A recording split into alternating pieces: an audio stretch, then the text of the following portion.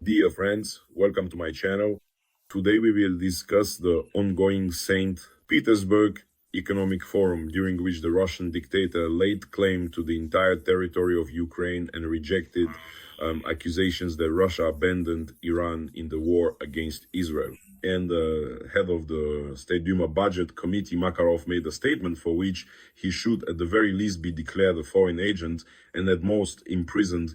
Essentially, he accused the current Russian leadership of being unable to meet the demands of Russian society. Meanwhile, Peskov stated that the Kremlin is not interested in any negotiations with Ukraine. This, in general, is a clear response to the expectations in the White House. Foreign Policy, the highly influential American publication focused on foreign affairs, in an article dedicated to Steve Witkoff, calls him the Metternich of the Bronx, while actively criticizing the methods Witkoff used in his attempts to reconcile Ukraine and Russia. It didn't turn out very well. Moreover, due to his own incompetence, he ended up fully siding with the Kremlin in this whole story.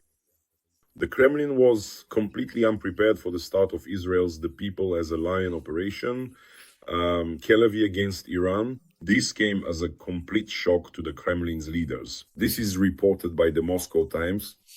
And finally, there's a wild scandal in the White House related to suspicions that Trump's key personnel advisor, Sergio Gor, as he's called, a former employee of Trump's son, Donald Trump Jr., may not be who he claims to be at all. Moreover, he presents himself as a Maltese, but in reality, he may actually be a Russian named Sergey Goryachev. Friends, we'll talk about all of this further. So, at the ongoing International Economic Forum in St. Petersburg, there were more statements today, including from the dictator Putin. We'll get to those later. But now, let's talk about the main scandal of the day. Since Putin is incapable of creating a scandal, all he can produce is yet another cringe-worthy moment, which is exactly what happened. But a long-time party member, over 20 years in the United Russia Party, and for 14 years the head of the key State Duma Budget Committee, Andrei Makarov, today criticized the Russian authorities and government, and all because they are leading Russia to ruin. He stated that the government might not have enough money to meet the needs of society, the needs of the people, and Russia could end up repeating the fate of the USSR. Quote, "Socialism collapsed only because it was unable to fulfill its main economic law, which was to maximally satisfy the ever-growing needs of the working people. The needs of the working people will continue to grow constantly, and the state may not have enough money for these ever-increasing needs." In addition, he criticizes the recent actions of the government and law enforcement, who are engaged in squeezing and seizing businesses, including in violation of Russian laws themselves. Well, this is really not news at all. For us, it's more of an everyday reality, but here are some more words. The state cannot constantly finance national projects. The amounts keep increasing, and government spending cannot keep growing endlessly. And in addition, he accused them of expropriating private property when the statute of limitations starts, not from the moment the event occurred, but from the moment the prosecutor's office found out about it, and not just found out, but when for some reason the prosecutor's office didn't like the event.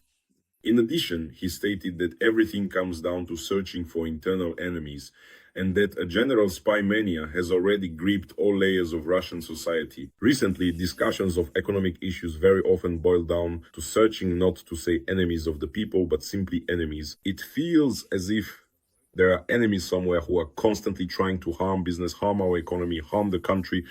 But in reality, most of it is connected to the ignorance of those who can't suggest anything beyond printing money. We've already been through this before, and we remember what it led to. Andrei Makarov's speech shocked everyone present so much that even the dictator's favorite Ksenia Sobchak couldn't help but make a remark. Obviously, she wasn't feeling well either. Andrei just gave such a subversive speech in a sense that I feel like I'm one step away from a naked party, even though I came to a very respectable place, said Ksenia Sobchak, to which Makarov replied, "To each their own. In the end, everyone chooses the party where they feel most comfortable." Well, let me remind you, this is the so-called naked party organized by Ivleva, because of which the so-called elite, again, in quotes of Russian show business, in quotes, suffered. However, as the country is, so is its show business and so are its so-called elites. That same Kirkorov was later forced to atone for his sins, traveling around Donbass to give concerts, dancing with former homeless people and alcoholics, anything to atone for the sins, connected to the fact that this very naked party in the Kremlin really upset someone. And because of this, all the Russian show business stars who took part in it started to be actively cancelled, shamed, stripped of their titles, banned from performing, and so on. And this kind of chain of associations, which in this case arose for Sobchak, clearly indicates that everyone present felt extremely uncomfortable because of Makarov's words, especially considering that his sudden enlightenment came after 20 years in the United Russia Party and 14 years, just think about that, has been heading the State Duma's budget committee since 2011. And suddenly, such an awakening, which, by the way, previously happened to Elvira Nabiullina, the head of the central bank, who is also sounding the alarm, stating that many of our resources are indeed depleted. But really, Nabiullina has nothing to fear, to be honest. Who could do anything to her? But as for Makarov, his political career could very well be ruined. However, maybe that's exactly what he wants himself, hoping to get a former reason to quietly slip away from somewhere or rather to somewhere else. Meanwhile, Putin himself at the St. Petersburg Economic Forum today continued to spout his usual historical nonsense, declaring that he considers the Russian and Ukrainian peoples to be one people. And in that sense, all of Ukraine is ours. In fact, this was the main theme running through Putin's entire speech. He also recalled the words of a classic, saying that the rumors of my death are greatly exaggerated, in response to a question about the state of the Russian economy. And finally, yet another gem from the dictator. You know, we have an old rule: wherever the Russian soldier sets foot, that is ours. In this way, he explained the claims to Ukrainian territories, which the Russian army is seizing in a completely barbaric manner, destroying everything in its path. And of course, all these statements about how he still loves the Ukrainian people, considers them united, and so all of this, let me remind you, is being said against the backdrop of barbaric bombings of Ukrainian cities. Kyiv, where more than 20 people have already died as a result of a Russian cruise missile strike, and last night Odessa was also attacked. There were more than 10 hits according to reports. At least one person was killed. A 4-story building was completely burned out. Several other residential buildings in the city of Odessa were also damaged. This is what a dictatorial love looks like. Dmitry Peskov, meanwhile, stated that Russia does not intend to sign any agreement, as they say, hello White House, hello Donald Trump. Since Russia has, I quote, a strategic advantage, why should we give it up? We are not going to give it up. We are moving forward. We are advancing and will continue to advance, Sky News quotes Peskov as saying. And as for the talk about a ceasefire means that you recover, but America is not saying we will stop all supplies, nor are Britain and France. That's the problem, Peskov stated. He reminded that Russia is ready to start negotiations, but there is a catch. All Western military supplies must be stopped immediately. Well, yes, of course. And during this time, Russia continued to receive supplies from North Korea and China. By the way, China is also involved in a scandal. The global press is writing about this today, particularly about how China has long since crossed its own red lines in this war. All boundaries have already been crossed, possibly even passing that dangerous thin line when it was supplying Russia with components for drones and missiles. Now it has fully moved on to supplying dual-use products. However, this probably isn't news anymore. Meanwhile, the Ukrainian armed forces have managed to halt the operations of one of Russia's largest defense enterprises, which is engaged in the development of high-precision weaponry. The Shipunov Instrument Design Bureau in Tula has fully and completely resumed its normal operations after, on June 18 and also June 20, UAVs struck a substation, 3 warehouses with products, the administrative building, and a hangar for unloading finished goods. It is reported that the main products of the Tula plant of this bureau are high-precision guided weapons for the Navy, aerospace forces, ground forces, air defense systems, rapid-fire cannons, combat firearms, and other products. Now, the enterprise that was hit has temporarily halted its operations. And here are the results. If Ukraine had serious cruise missiles or ballistic missiles, how much more effective would this have been? In this case, it was just drones that made it there, and look at the effect. Meanwhile, Iran in the Middle East continues to increase its shelling, including using its own version, let's call it the mini Oreshnik. This is reported today by the publication Defense Express, or as they put it, Oreshnik Lead. We're talking about a missile called the Khorramshahr 4 or Khaybar. This is a possible assumption. It is noted that each warhead of this missile carries about 2.5 kilograms of explosives and disperses at an altitude of 7 kilometers. Very few systems are capable of shooting down this system, this Iranian Oreshnik. Specifically, the ER-3 or THAAD systems can do it. Moreover, interception must occur at the early stages of the missile's flight. If this is done later, destroying the missile does not guarantee safety. The warhead fragments will scatter and hit targets over a large area, and they can spread out to a distance of up to 8 kilometers. That's how far they can disperse. At the same time, the lower tier air defense system, the Iron Dome, becomes overloaded. That is, Iran has a fairly large number of both outdated missiles and these newer ones as well. On June 20th alone, Iran launched 25 ballistic missiles at Israel. One of them hit Haifa. 2 people were seriously injured, and it is reported that active bombardment has been ongoing for 7 days already. While Donald Trump is still deliberating, having taken a 2-week pause, no one here is waiting, no one intends to wait, and the barbaric shelling of Israeli cities continues. Moscow turned out to be completely unprepared for the start of Israel's Amkilami operation against Iran. This was reported by 4 sources in conversations with the Moscow Times. Sources close to the Kremlin stated that they believed in Trump's extraordinary actions and his desire to maintain the image of a peacemaker, and that he would try to prevent Israel's attack. And another official stated that all of this was predictable. When Israel defeated its enemies, meaning it dealt a blow to terrorist groups and Iran's proxy agents, then the regime of Bashar al-Assad in Damascus fell, and at that point, Iran's fate was essentially predetermined. Nevertheless, in the end, Moscow proved unable to protect its ally. Events are unfolding according to the worst-case scenario for both Moscow and Iran, respectively. Russia would like to intervene in the situation, but is extremely afraid. Above all, it fears a response from Israel and is very concerned about a serious reaction from the White House.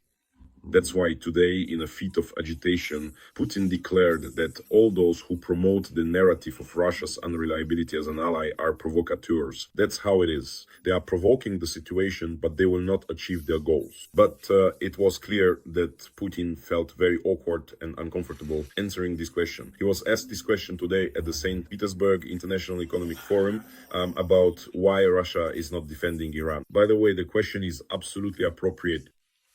But earlier, he accused the Israeli leadership of an unprovoked attack on Iran. So that's how it turns out.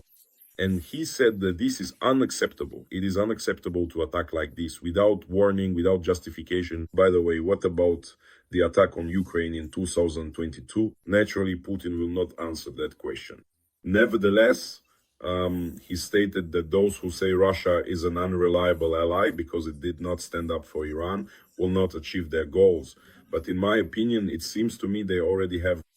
And finally, yet another major scandal in the entourage of US President Donald Trump.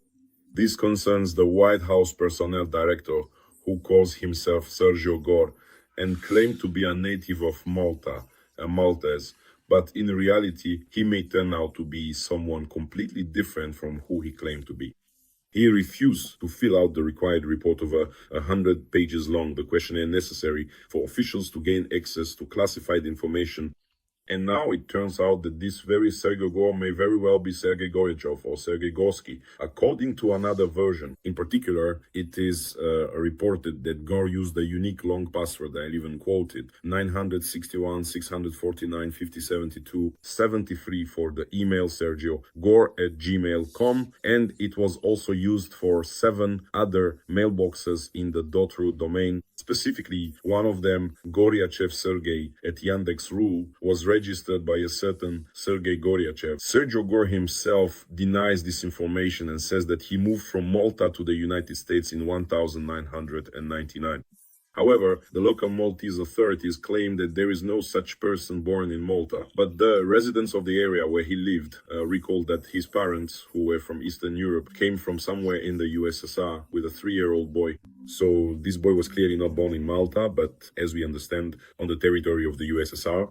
The only question is which republic. It is assumed to be Russia. Later, he emigrated to America in 1990. Very quickly, once he became an adult, he gained the trust of Donald Trump Sr., and together they founded the publishing house Winning Team Publishing, which released a book after the assassination attempt on Trump titled Save America. He suddenly made a lot of money, bought a 7-bedroom mansion on the shore of a lagoon north of Palm Beach, Florida, just a few minutes drive from Trump's Mar-a-Lago golf club. And in general, he started throwing money around left and right. He himself claims that he is Maltese by birthright and that his beautiful appearance has nothing to do with it. So, who leaked the information? Let's go back a bit to the beginning of June, when the scandal between Donald Trump and Elon Musk began. In his tweets, Elon Musk called Sergio or Sergey Gora a snake. And it was Sergey Gor who was the person that ruined the Musk's relationships. Well, he worked toward the relationship between Musk and Trump and didn't allow Jared Isaacman to be appointed as a NASA member. He leaked Musk's man. So now, take 3 guesses who started the scandal with Sergio or Sergey Gor, who leaked this person.